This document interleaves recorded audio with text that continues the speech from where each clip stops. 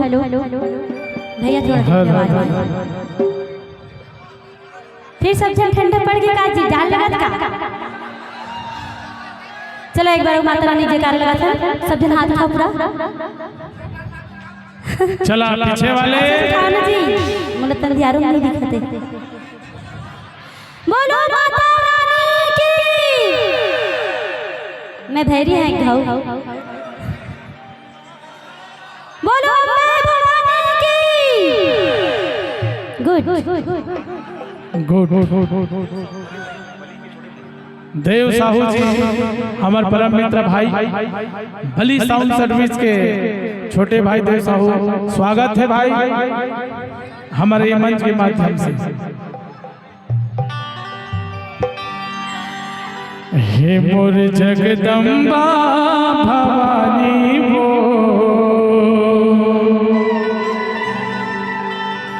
ए मोर दुर्गा दाई मोर माता रानी वो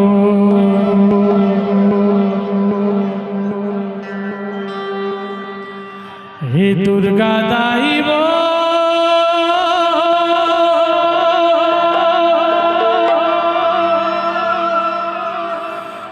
महामाई वो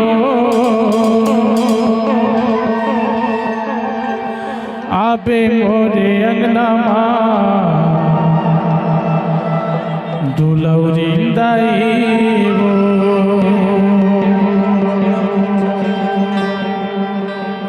ये दुर्गा दाई वो महामाई वो दुर्गा दाई वो महामाई वो आप मोरे अंगना दुलौरी दाई वो आप मोरे अंगना दुलौरी दाई वो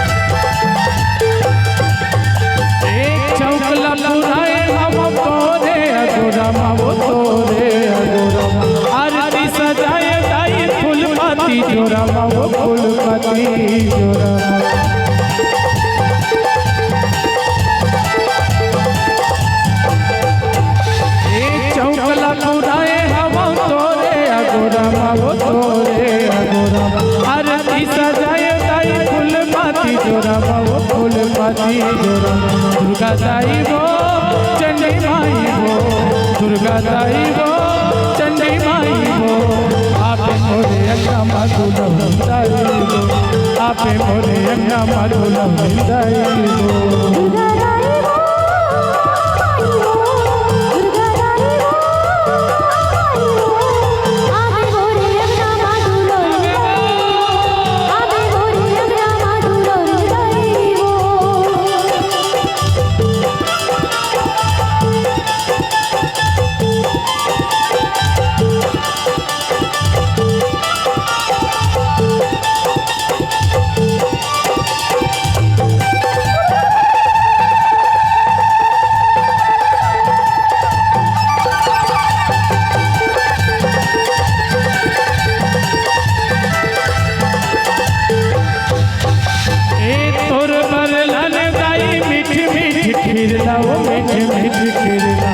सेवा बजाते मैया बैठ के तोर तिरमा वो बैठ के तोर तिरमा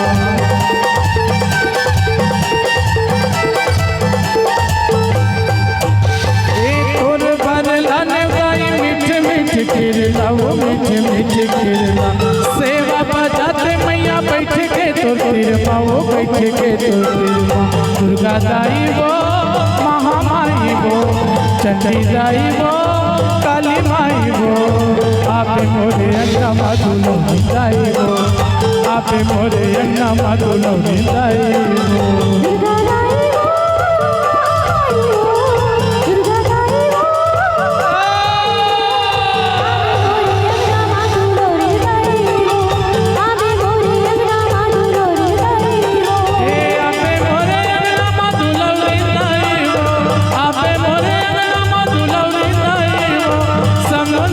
Come on,